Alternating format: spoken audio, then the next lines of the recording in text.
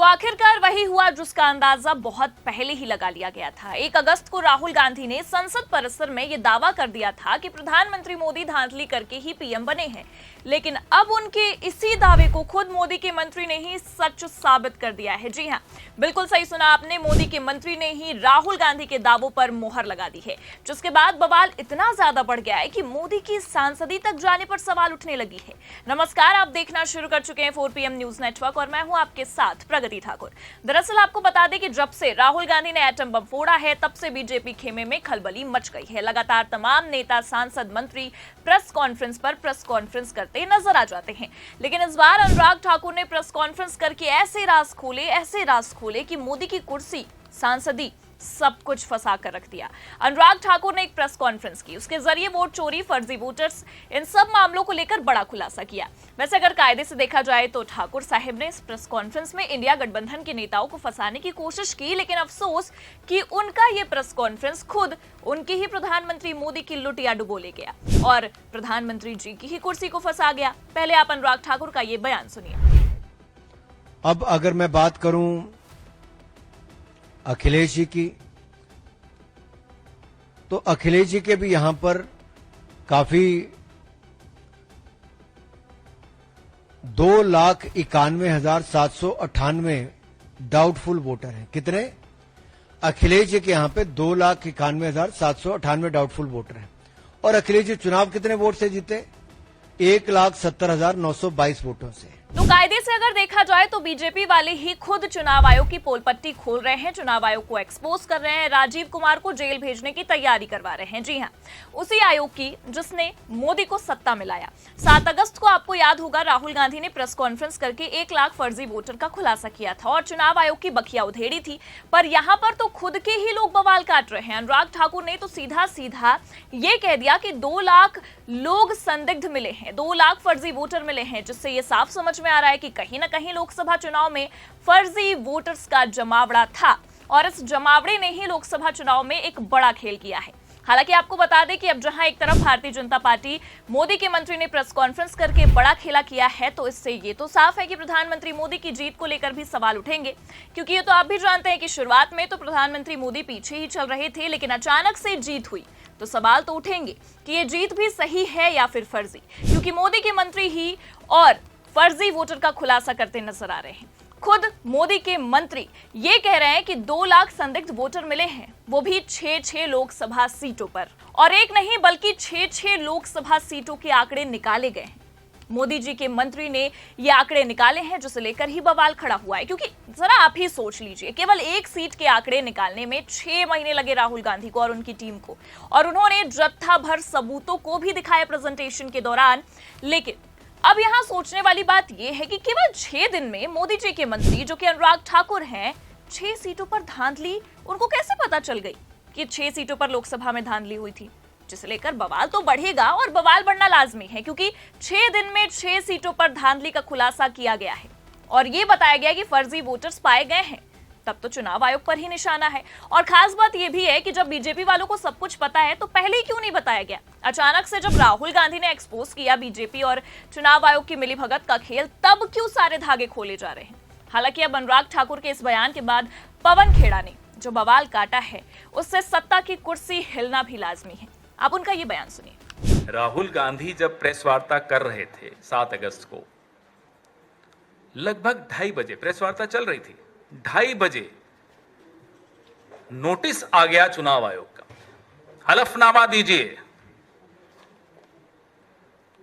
अनुराग ठाकुर को press conference करे हुए अब 24 घंटे होने वाले हैं थोड़ी देर में। बताइए नोटिस आया हो तो।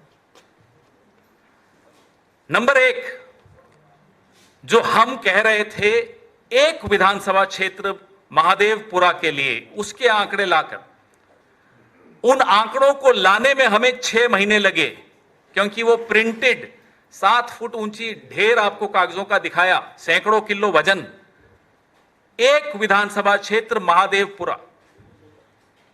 6 महीने लगे कांग्रेस पार्टी को, क्योंकि इलेक्ट्रॉनिक वोटर लिस्ट हमें नहीं दी गई। अनुराग ठाकुर बीजेपी के सांसद 6 लोकसभा क्षेत्रों का 6 दिन में सारे आंकड़े उनको मिल गए। बताइए कैसे मिले? हमारा सवाल है। हमारा सवाल चुनाव आयोग से भी है, हमारा सवाल बीजेपी से भी है। जब ये आंकड़े हैं आपके पास, जब इलेक्ट्रॉनिक वोटर लिस्ट है आपके पास, तो कांग्रेस को क्यों नहीं मिलती, विपक्ष को क्यों नहीं मिलती? अचानक कैसे मिल गई? हमें एक विधानसभा क्षेत्र के 50 बूथ के आंकड़े पढ़ के समझने में, पूरा आपके सामने प्रेजेंटेशन बनाने में 6 महीने लगे। 6 दिन में 6 लोकसभा क्षेत्रों के आंकड़े में बार बार दोहरा रहा हूं क्योंकि बहुत महत्वपूर्ण बिंदु है। इनको कैसे मिले? मतलब है चुनाव आयोग के पास, मतलब बीजेपी के पास है, विपक्ष के लिए नहीं है, जनता के लिए नहीं है, मीडिया के लिए नहीं है, सिर्फ और सिर्फ सत्तारूढ़ दल के लिए। जो कल आंकड़े अनुराग ठाकुर ने आप सबके सामने रखे, वो एक आपराधिक सबूत है, एविडेंस ऑफ क्राइम। हम मांग करते हैं अनुराग ठाकुर से कि वो आपराधिक सबूत हमें दे दिया जाए, सारे आंकड़े हमें सुपुर्द कर दिए जाएं, क्योंकि अब आपका अपराध साबित हो चुका है। चलिए, ये तो हो गया कि पवन खेड़ा ने इस पूरे मामले पर बताया है कि आखिरकार कैसे अनुराग ठाकुर ने अपने ही बयान, अपने ही प्रेस कॉन्फ्रेंस में खुद प्रधानमंत्री मोदी जी की कुर्सी को फंसा दिया है और बीजेपी और चुनाव आयोग की मिलीभगत का खेल एक्सपोज कर दिया है। लेकिन यहीं पर बात नहीं थमती है। इतना ही मामला नहीं है केवल। आपको ये बता दें कि पवन खेड़ा ने अनुराग ठाकुर के इस खुलासे के बाद ये साफ और सटीक शब्दों में कह दिया है कि कृपया करके अब जब आपका आपराधिक मामला पकड़ा गया ही है, तो आप किस हिसाब से लोकसभा चुनाव जीतने के दावे कर रहे हैं? इस चुनाव को सीधे तौर पर रद्द कर दीजिए। खबर देखिए, आप हमारे पास मौजूद है, इसमें लिखा भी है। भाजपा के दावों पर कांग्रेस ने उठाए सवाल, पवन खेड़ा ने लोकसभा चुनाव 2024 रद्द करने की मांग। आगे खबर में बताया गया है, पवन खेड़ा ने दावा किया कि यह साफ सबूत है कि भाजपा नेताओं का चुनाव आयोग ईसी से गहरा तालमेल है।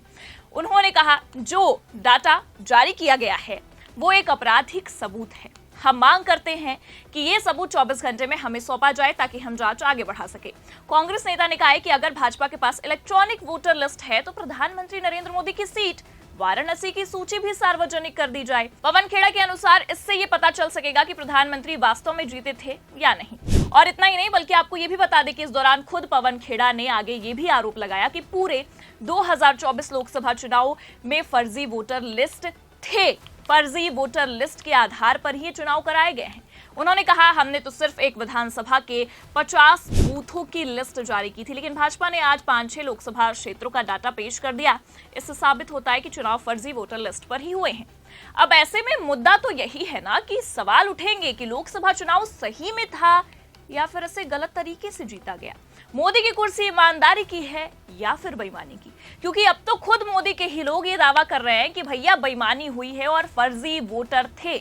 हाँ, वो अलग बात है कि चुनाव आयोग को यहाँ पर पूरी तरह से फंसाने की कोशिश की गई है, और ये भी अलग बात है कि मोदी के मंत्री ने इंडिया गठबंधन को फंसाने की कोशिश की, लेकिन उनके बयान में खुद मोदी और मोदी सरकार फंस गई है। और अब ये खुद है कि जब भाजपा ये मान रही है कि फर्जी वोटर मौजूद हैं, इस लोकसभा चुनाव में आधे से ज्यादा तो फर्जी वोटर ही थे, तो विपक्ष भी ये साफ ही कह रहा है कि 2024 का लोकसभा चुनाव को अवैध आप घोषित कर दीजिए। इस चुनाव को अवैध घोषित कर देना चाहिए। उन्होंने, यानी कि पवन खेड़ा ने सभी राजनीतिक दलों से यह अपील कर दी है कि वो मिलकर वोटर लिस्ट को पूरी तरह से त्रुटि रहित बनाने पर चर्चा करें और इस मामले को आगे बढ़ाए। लेकिन फिलहाल जिस तरह से बवाल काटा जा रहा है, विपक्ष के हंगामे से खुद मोदी के मंत्री ने ही गदर मचाते हुए प्रेस कॉन्फ्रेंस कर दी पहले तो, और फिर मोदी की कुर्सी को फंसा डाला। तो इतना तो साफ है कि प्रधानमंत्री मोदी की कुर्सी फंस गई है और खुद बीजेपी वालों ने ही फंसाई है। लेकिन ये देखना भी होगा कि इस खुलासे के बाद लोकसभा चुनाव का क्या होता है, क्योंकि विपक्ष ये मांग कर रहा है कि जब आप खुद ही कह रहे हैं कि चुनाव में धांधली हुई है, फर्जी वोटर्स थे, लोकसभा चुनाव फर्जी वोटर्स के आधार पर कराया गया, तो लोकसभा चुनाव को रद्द कर दीजिए। ऐसे में आपको क्या लगता है, क्या लोकसभा चुनाव रद्द होगा? क्या प्रधानमंत्री मोदी की कुर्सी पर अब खतरा पूरी तरह से आ चुका है? अपनी राय कमेंट करके जरूर बताइए। खबर कैसी लगी लाइक और शेयर जरूर करें, और अगर चैनल पर नए हैं तो सब्सक्राइब और ज्वाइन करना ना भूलें। देखते रहिए 4 PM न्यूज नेटवर्क। नमस्कार।